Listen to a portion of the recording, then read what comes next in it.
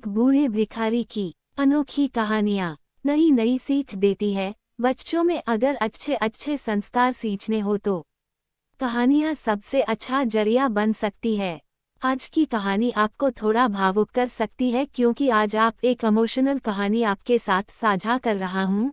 हाँ, इमोशनल करने के साथ एक बहुमूल्य बोध भी आप इस कहानी से सीख सकते हैं, इसलिए इसे पूरी जरूर पढ़िएगा।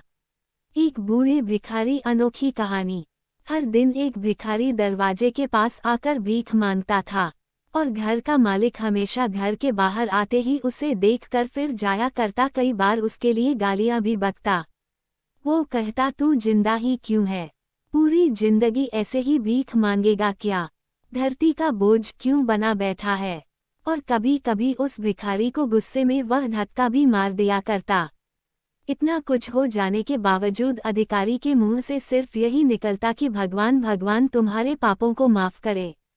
एक बार सेठ को धंधे में बड़ा नुकसान होने की खबर मिली। सेठ बहुत परेशान था कि तभी उसके दरवाजे पर वही भिखारी आया। गुस्से में अपना आपा खोते हुए सेठ ने उस भिखारी को पत्थर दे मारा।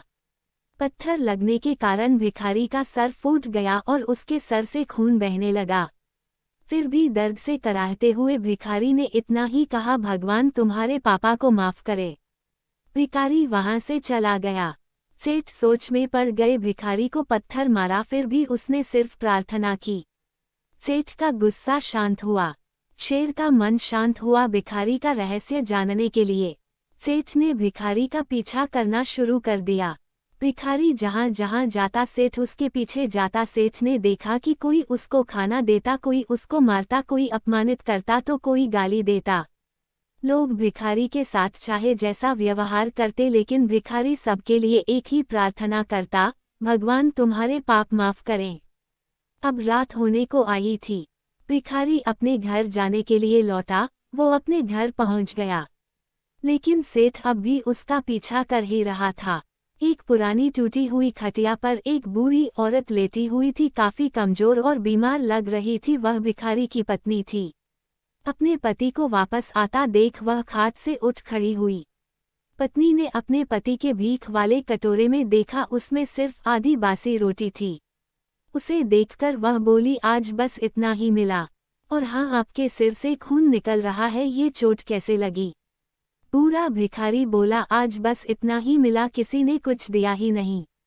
सबने गालियां दी और एक नए पत्थर भी फेंकना, इसीलिए मेरा सर फट गया। एक गहरी ठंडी सांस लेकर बूढ़ा भिखारी फिर से बोला, यह मेरे ही पापों का फल है। तुम्हें याद है कुछ सालों पहले हम कितने अमीर थे? क्या कुछ नहीं था हमारे पास? हमारे पास हर चीज जरूरत से ज्यादा थी, लेकिन हमने कभी दान नहीं किया। और उससे भी बुरा हमने उस अंधे भिखारी के साथ किया जो हमारे द्वार पर भीख मांगने आया करता था। बूढ़ी पत्नी की आंखों में आंसू आ गए।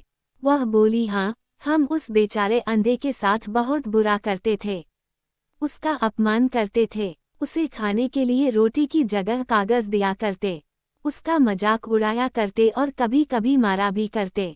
मैंने कभी उसको रास्ता नहीं दिखाए। एक बार मैंने उसके मुंह पर मिट्टी भी फेंकी थी और वह हमेशा दुखी होकर यही कहता कि भगवान तुम्हें तुम्हारे किए की सजा देगा, भगवान तुम्हारे पापों की सजा जरूर देगा। उसका श्राप सच हुआ और हम इस दुख भरी जिंदगी में आ गए। भिखारी बोला, हाँ, उसका श्राप सच हुआ, इसलिए मैं किसी को बददुआ नहीं देता। चाहे कोई मेरे साथ कैसा भी बर्ताव करे, मैं हमेशा उसके लिए प्रार्थना करता हूँ। मैं नहीं चाहता कि कोई भी हमारे जैसे जिंदगी का अनुभव करे, किसी को भी हमारे जैसे दुखों का सामना करना पड़े। वो नहीं जानते कि वह कितना बड़ा पाप कर रहे हैं, इसलिए अनजाने में हुए पाप की ऐसी सजा किसी को भी मिले, मैं नहीं चाहता।